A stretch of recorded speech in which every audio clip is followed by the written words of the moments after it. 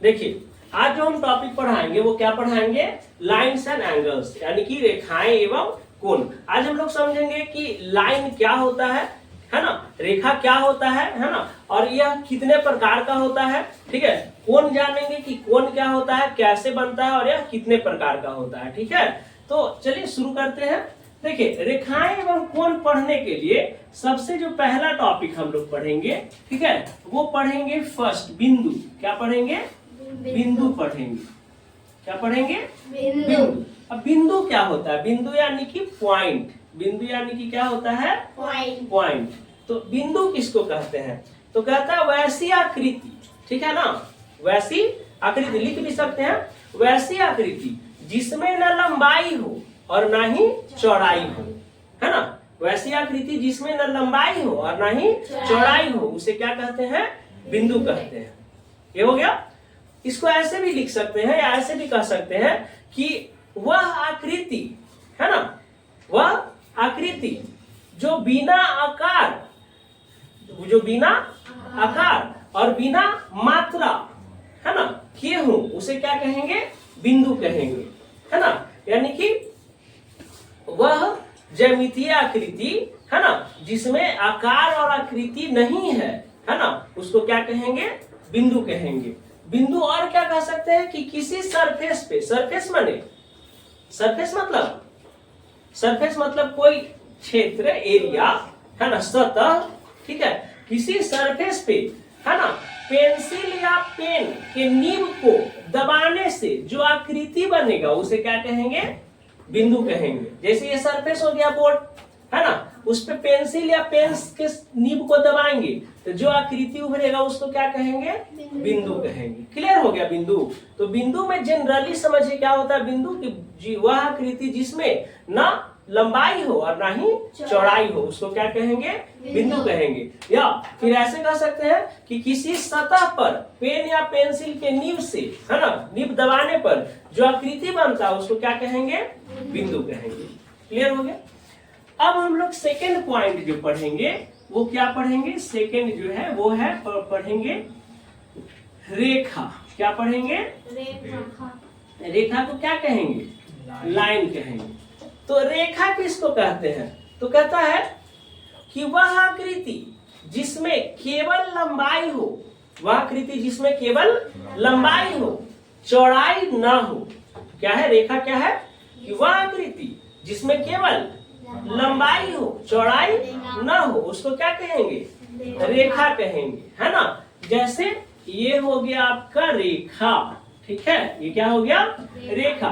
देखिए इसका जो इंडलेस पॉइंट होता है रेखा का, अब इसका प्रॉपर्टीज क्या होगा रेखा का, तो इसमें दोनों तरफ गमन करता है, अनंत काल तक गमन, अनंत दूरी तक ये गमन करेगा, ठीक है। रेखा क्या होता है, रेखा कहने का मतलब कि ये दोनों ओर अनंत दूरी तय करेगा, है ना, यानी कि इसका लंबाई अनंत है। रेखा कहने का मतलब क्या, कि उसका लंबाई अनंत है, ठीक है ना। ये इधर से भी गमन कर रहा है और इधर से भी अभी गमन करेगा, है ना, यानी कि इधर भी अभी और आगे बढ़ेगा और इधर भी और आगे बढ़ेगा। तो ये हो गया आपका क्या, रेखा। क्या हो गया, रेखा, रेखा, ठीक है। अब रेखा जो है ना, इसका कोई इंड पॉइंट नहीं होता है। रेखा में क्या होता है, कोई इंड पॉइंट नहीं होता है, यानी कि ये कभी नहीं रुकेगा, ये हमेशा आगे की ओर जाते रहेगा। अब देखिए रेखा जो है ये होता है दो प्रकार के। कौन, कितने प्रकार का होता है, दो प्रकार के। एक होता है इसमें सीधी रेखा, कौन होता है, सीधी रेखा, उल्टा दे दी, नहीं जी, सीधी रेखा, है ना।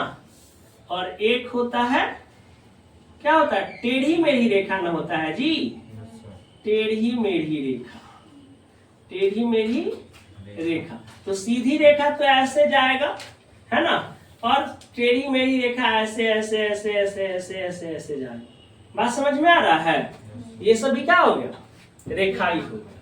तो ये हो गया पहला बिंदु, दूसरा रेखा। क्लियर है। अब समझेंगे रेखाखंड, है ना, लाइन्स एंड एंगल्स पढ़ रहे हैं ना, लाइन यानी रेखाएं और कोण। तो पहले रेखा कितने प्रकार के होते हैं, कैसा कैसा, रेखा में कौन कौन सा चीज आएगा, ये सब अभी हम लोग एकदम डिफाइन करेंगे। हम जीरो लेवल से आप लोग का स्टार्ट कर रहे हैं, आगे कभी भी पढ़िएगा तो कभी कोई प्रॉब्लम नहीं होगा इसमें। थर्ड जो टॉपिक है वो है रेखाखंड। क्या हो गया? रेखाखंड। खंड माने क्या होता है? टुकड़ा। खंड माने क्या होता है? टुकड़ा, है ना। खंड माने क्या होता है? टुकड़ा।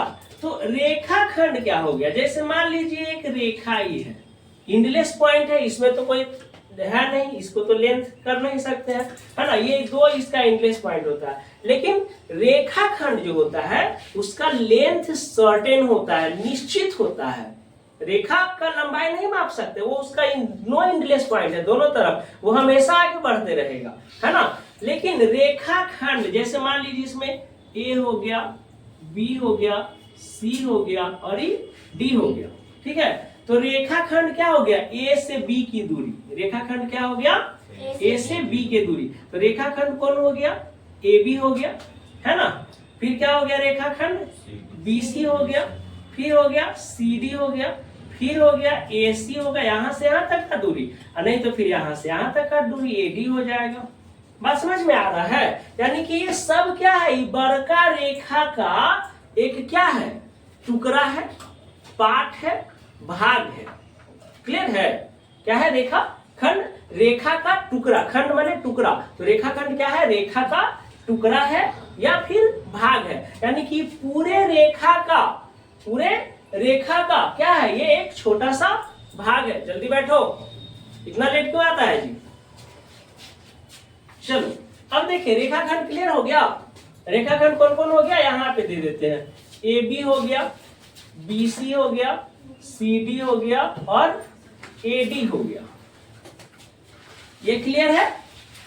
ये क्लियर है? रेखाखंड बिंदु हो गया, रेखा हो गया, रेखाखंड हो गया, ठीक है। अब एक होता है किरण, है ना। क्या होता है? किरण।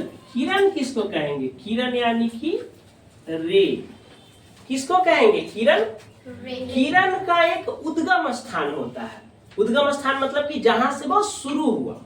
उद्गम स्थान मतलब कि जहां से वो शुरू हुआ और उसका नो इंडलेस पॉइंट होता है। माने वो जहां से शुरू हो गया ना, उसके बाद वो चलते ही रहेगा, यहां से या फिर यहां से ऐसे या फिर ऐसे या फिर ऐसे। क्लियर है? ये हो गया आपका किरण कि उद्गम स्थान हो गया। ये उद्गम माने यहाँ से उत्पत्ति हुआ और वो अनंत दूरी तय करेगा। जैसे सनलाइट, सन लाइट तो निकलता है, उद्गम स्थान उसका सूर्य प्रकाश का सूर्य हो गया। सूर्य से रेखा निकलता है ना, सूर्य से किरण निकलता है ना, और सूर्य से गमन करते करते वो पहले बुध ग्रह पे पहुंचेगा, है ना जी।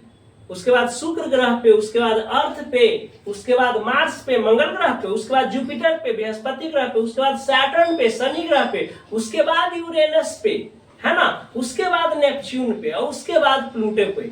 बात समझ में आ रहा है? और उसके आगे भी तो जाएगा। जैसे हम लोग दूसरे तारा को देखते हैं तो सन भी क्या है? एक तारा है। तो उसी तरह से दूसरे सोलर सिस्टम में भी तो वो जाता होगा। जैसे अर्थ के सबसे नजदीक तारा कौन है? प्रॉक्सिमा सेंचुरी है, तो उसका लाइट हमारे अर्थ तक आता है ना जी। तो उसके भी सोलर सिस्टम में हमारे सन का लाइट जाता होगा, किरण जाता होगा। तो इसका उद्गम स्थान यानी कि किरण का एक इंड पॉइंट होता है, एक इंड पॉइंट होता है, और एक क्या होता है? अनंत पॉइंट होता है। अनंत यानी कि क्या होता है? मतलब वो कभी खत्म नहीं होगा, वो आगे की ओर क्या होगा? बढ़ते ही चला जाएगा। बात समझ में आ रहा है? किरण क्या होता है कि इसका एक उद्गम स्थान होता है, मतलब एक जगह से ये शुरू होके अनंत काल तक आगे बढ़ते जाएगा। जैसे एग्जाम्पल में लिख सकते हैं सनलाइट, है ना, उसका उद्गम स्थान सूर्य है, सूर्य से किरण निकला और वो अनंत दूरी तय करेगा, कहां तक जाएगा, इंड होगा, उसका कोई लिमिट नहीं है। तो ये सब हो गया किरण, ठीक है। इतना क्लियर हो गया? बिंदु, रेखा, रेखाखंड, किरण, इतना हो गया क्लियर। अब हम लोग पढ़ेंगे कोण। क्या पढ़ेंगे? कोण पढ़ेंगे। इसको इरेज कर देना, सब नोट कर लिए है ना आप लोग? चलिए ठीक है। अब आप लोग देखिए, अब हम लोग बिंदु, रेखा, रेखाखंड, किरण, ये सब बेसिक जो इसमें आएगा, है ना, ये सब आपको अब नाम लिख दे, मतलब दे देगा फिगर और आपको बोलेगा कि रेखाखंड कौन कौन है इसमें से, है ना। तो इसलिए ये सब बेसिक आपको पढ़ा दिए। अब आप पढ़िएगा क्या चीज, कोण। क्या पढ़िएगा, कोण।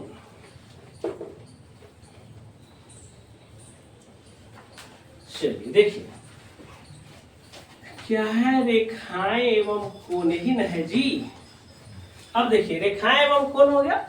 अब हम लोग रेखा के बारे में तो पढ़ लिए, रेखा के बारे में पढ़ लिए। अब हम लोग किस चीज के बारे में पढ़ेंगे, कोण के बारे में पढ़ेंगे। किसके बारे में पढ़ेंगे, ये कोण के बारे में पढ़ेंगे।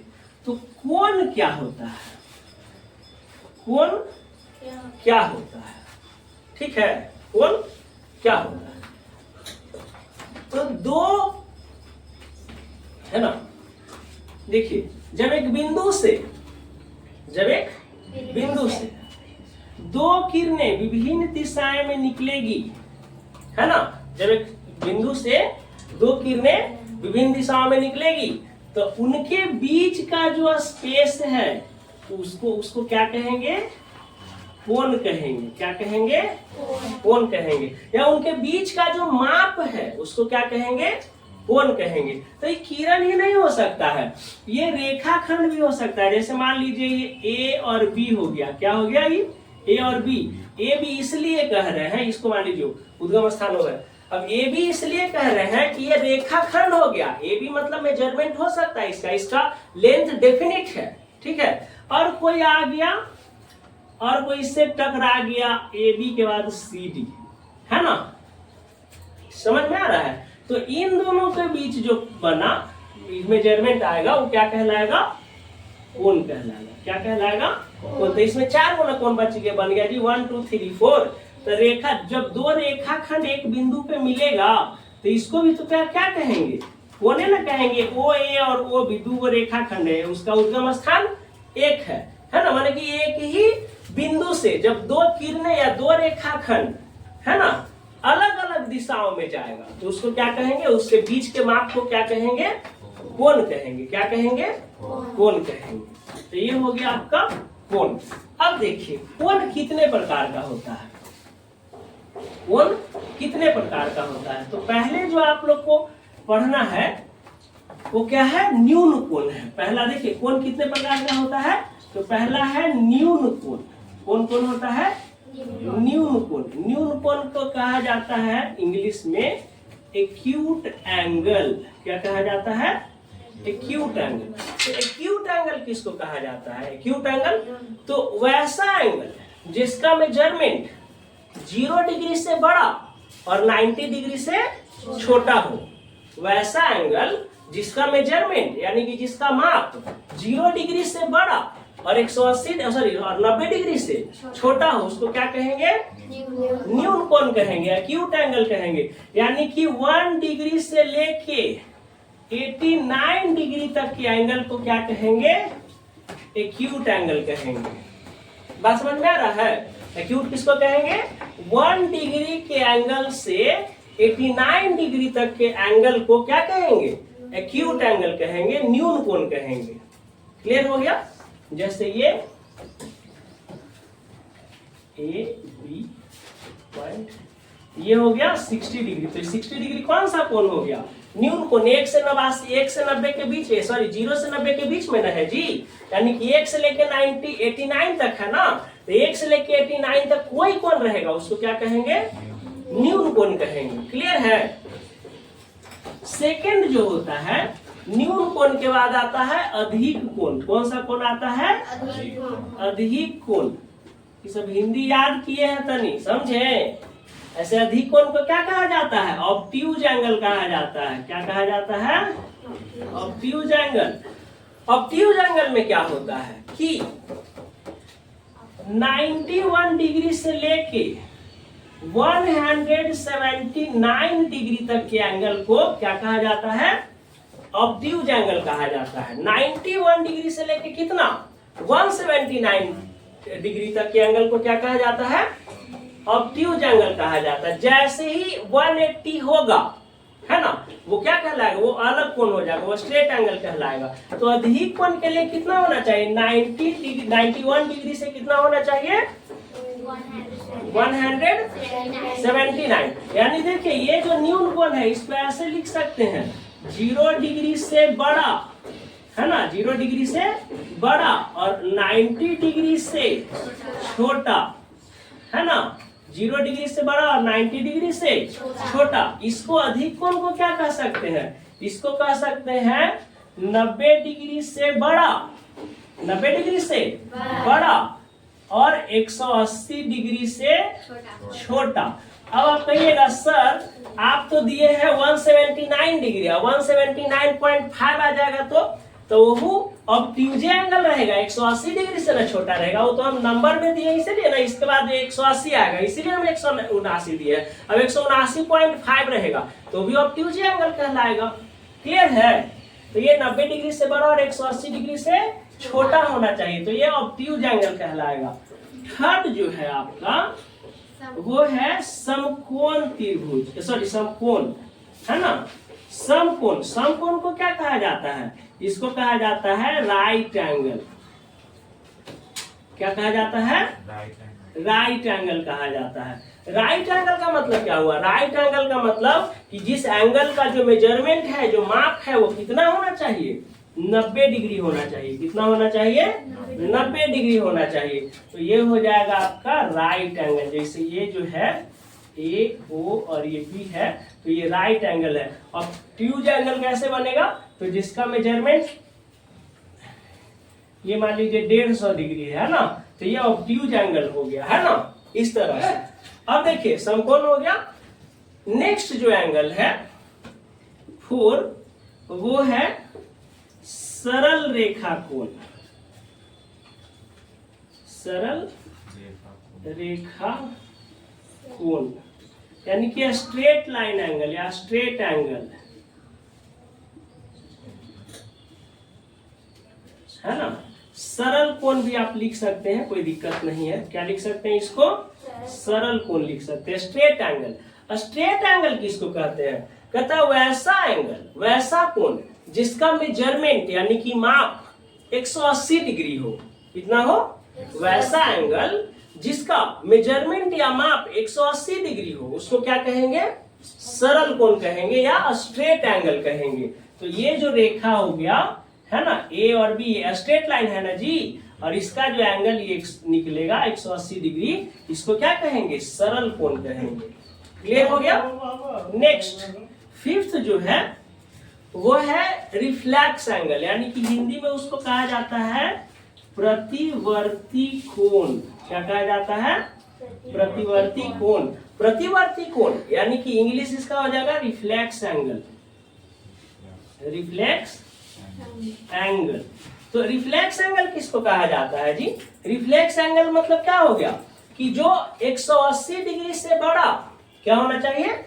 180 डिग्री से बड़ा, 180 डिग्री से बड़ा और 360 डिग्री से छोटा।